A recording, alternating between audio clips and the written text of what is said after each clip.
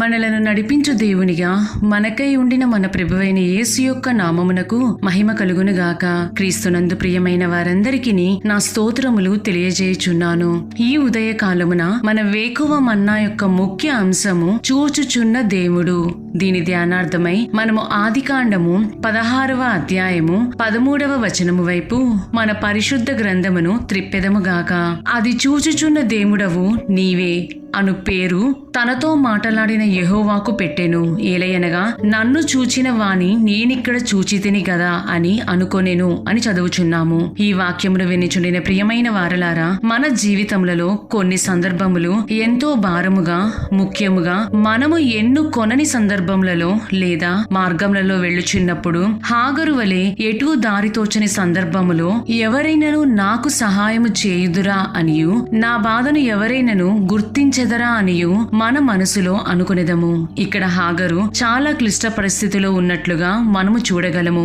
ఆమెకు కాదు అను పదమును కాని, నేను చెయ్యను అను పదమును కాని చెప్పుటకు తన జీవితములో అర్హత లేదు. కారణం, ఆమె ఒక బానిస, ఐగుప్తు నుండి తేబడి సారైకి ఇవ్వబడిన ఒక దాసి. తన యజమానురాలుగా నుండిన సారయి ఎంత కష్టపెట్టినప్పటికీ, ఎంత మాటలచే తృణీకరించినప్పటికీ ఆమె నుండి వెళ్ళుటకు హాగరుకు స్వాతంత్రము లేదు. మనము ఆనాటి పరిస్థితిని సరిగ్గా చెప్పలేము కాని అసలు హాగరుకు సారయి కొరకు బిడ్డను కనుట ఇష్టము ఉన్నదా లేదా అని వివరించలేము. కేవలము తన యజమానురాలు చెప్పాను కాబట్టి అబ్రాముతో వెళ్లి సారయి నిమిత్తమై ఆమె కొరకు బిడ్డను కనియున్నది. అయితే ఆమె ఐగుప్తీయురాలైనప్పటికీ అబ్రాము ఆమె జీవితములోనికి వచ్చుటను బట్టి ఆమె తండ్రి అయిన యెహోవా దృష్టిలో దయ పొంది ఉన్నదని చెప్పవచ్చును. కాబట్టియే ఆమె సంతానమును కూడా హెచ్చించదనని తండ్రి అయిన యెహోవా వాగ్దానము చేసి ఉన్నారు. తన కన్నీరు దేవుడు చూచుచున్నాడని హాగరు నమ్మెను.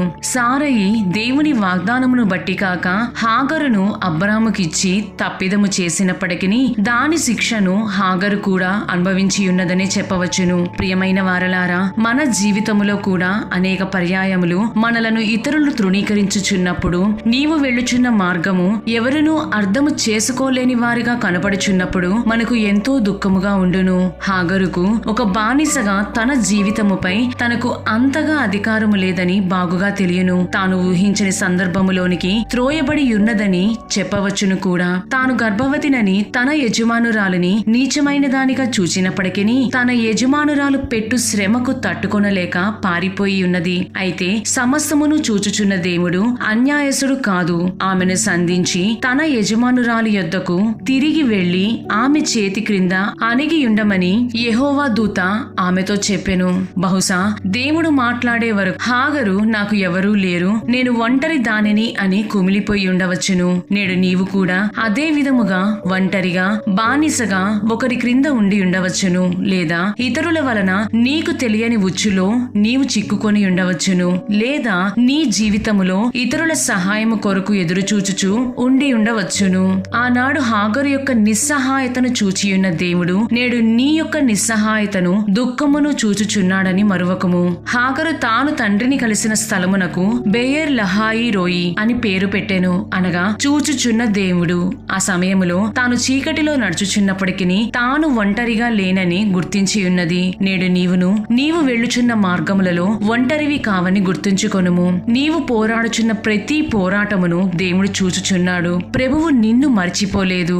దాసి అయిన హాగరుకు ఏ విధముగా నమ్మకస్తునిగా ఉండి ఉన్నారో నీకును అంతకంటే ఎక్కువగా నమ్మకస్తునిగా ఉండి నీ నిరీక్షణను నూతనపరచి నీ యొక్క స్థితిని బాగు చేయుటకు సమర్థుడై ఉన్నాడు. ప్రియమైన వారలారా, పరిశుద్ధ గ్రంథమునందు ఇక మేము అందరిచే విడువబడి దేవునిచే సైతం మరువబడి ఉన్నాము అన్న తరుణములో ఆ దేవాది దేవుడే వారిని ఆదరించి వారిని ఓదార్చి వారు నడవవలసిన మార్గమును చూపియున్నారు. అటువంటి సందర్భములు పరిశుద్ధ గ్రంథములో ఎన్నో కలవు.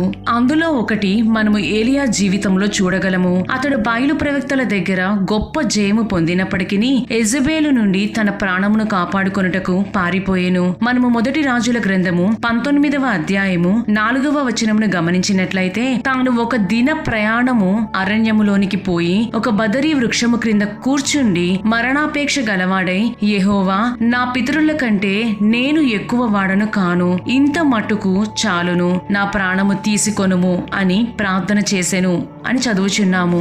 అంతగా దేవుని నమ్మి గణపరిచి బయలు ప్రవక్తల ముందు గొప్ప అద్భుతములు చేసిన ఏలియా తన జీవితము మీద విరక్తితో ఇంత మట్టుకు చాలును, నా ప్రాణము తీసుకొనుమని ప్రార్థించుచుండెను. అంతట ఎవరు అతని బలపరిచిరి. తండ్రి అయిన యెహోవా అది చూచి దేవదూతను పంపి తనకు అప్పమును నీళ్ల బుడ్డిని ఇచ్చి అతనిని బలపరిచెను. ఇక్కడ అప్పమును అనగా దేవుని యొక్క వాక్యమునకును, నీళ్లు అనగా పరిశుద్ధాత్మ అభిషేకమునకును సాదృశ్యముగా ఉండియుండెను. ఒకవేళ నీవు ఏలియా వలె ఇక నాకు ఈ జీవితము వద్దు ప్రభువా అని కన్నీటితో దేవునికి మొరపెట్టుచున్నావేమో, కాని దేవుడు నిన్ను నీ జీవితములో ఏ స్థితిలోనూ విడిచిపెట్టలేదనియు ఇక మీదట విడిచిపెట్టడనియు జ్ఞాపకముంచుకొనుము. ఏలియా అప్పమును నీళ్లను తీసుకొని ఏ విధముగా బలము పొందియున్నాడో అదే విధముగా దేవుని వాక్యమనే ఖడ్గము ద్వారా ఆత్మాభిషేకము ద్వారా బలము నొంది నిన్ను నీవు నూతనపరచుకొనుము. ప్రియమైన దేవుని బిడ్డ, ప్రభువు నిన్ను చూచుచున్నారని మరువకుము. ఆయన నిన్ను ఆదరించి లేవనెత్తునని జ్ఞాపకముంచుకొనుము. ఆ విధముగా నిరీక్షణ గలవారమై జీవించుటకు ప్రభువే సహాయము చేయుదురుగాక. దేవుడు మిమ్ములను మరియు మీ కుటుంబములను ఆదరించి కాచి కాపాడుదురుగాక. ఆమేన్.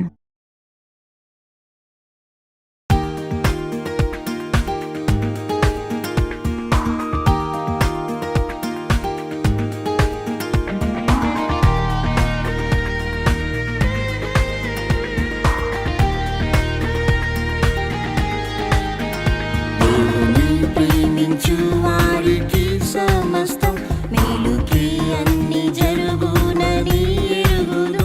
ప్రభుని విశ్వసించు వారెన్నడును సిగ్గునందక నిత్యం జయించెదరు. ప్రభుని విశ్వసించు వారెన్నడును సిగ్గునందక నిత్యం జయించెదరు.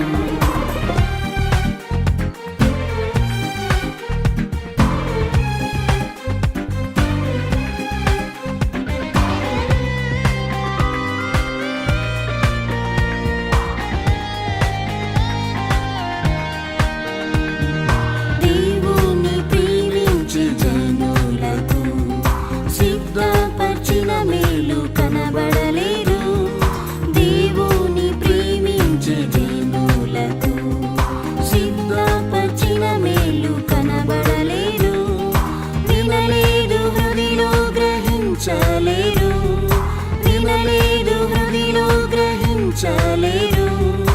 ఆత్మ ద్వారా నాకు బయల్పరచెను, ఆత్మ ద్వారా నాకు బయల్పరచెను.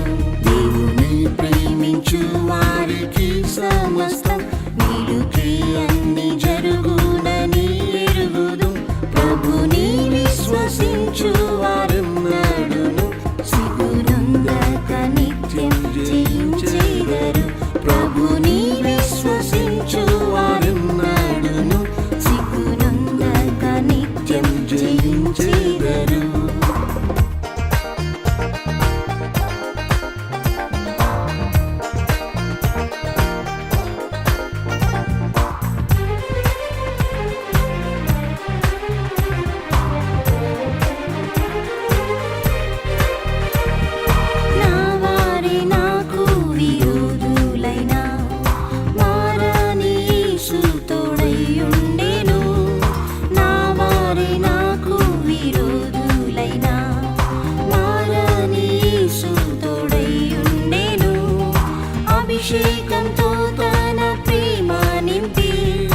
అభిషేకంతో తన ప్రేమ నింపి అధైర్యం తొలగించి ఓదార్చెను, అధైర్యం తొలగించి ఓదార్చెను.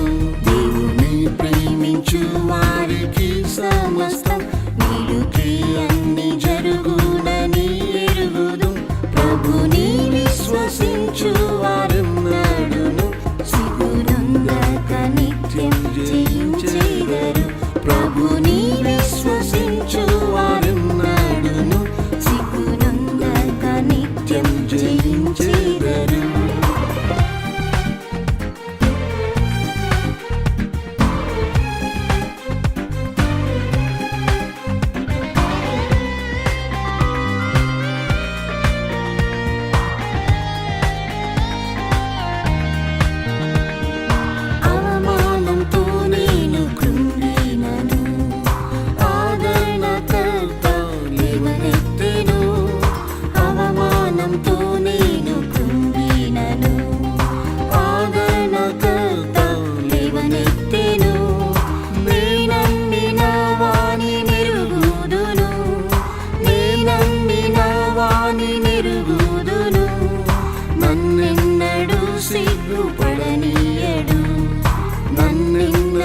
సిగ్గుపడనీయడు.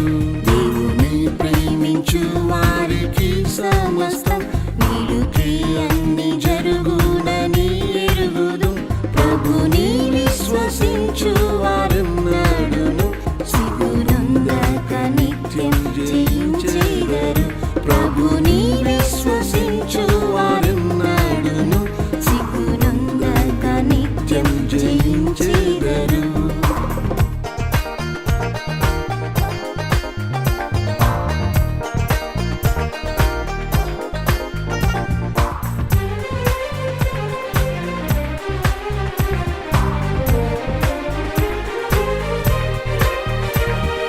వ్యాధి బలహీనంతో క్షీణించినన్ వాగ్దాన వాక్యంతో స్వస్థపరిచెన్. వ్యాధి బలహీనంతో క్షీణించినన్ వాగ్దాన వాక్యంతో స్వస్థపరిచెన్. ఆకలి దప్పిగల నా ప్రాణంను, ఆకలి దప్పిగల నా ప్రాణంను మేళ్ళతో నింపి సిరాదిచ్చెను. మేళ్ళతో నింపి సిరాదిచ్చెను. దేవుని ప్రేమించు వారికి సమస్తం మేలుకే అన్ని జరుగునని ఎరుగుదు. ప్రభుని విశ్వసించు వారెన్నడును సిగ్గునందక నిత్యం జయించెదరు. ప్రభుని విశ్వసించు వారెన్నడును సిగ్గునందక నిత్యం జయించెదరు.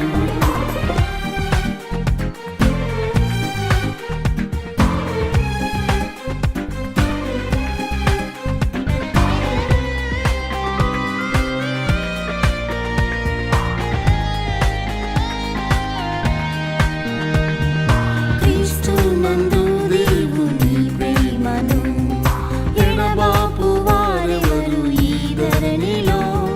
క్రీస్తునందు దేవుని ప్రేమను ఎడబాపు వారెవరు ఈ ధరణిలో. నన్ను ప్రేమించిన యేసు ద్వారా, నన్ను ప్రేమించిన యేసు ద్వారా అత్యధిక విజయము పొందేదను, అత్యధిక విజయము పొందేదను. దేవుని ప్రేమించు వారికి సమస్తం మేలుకే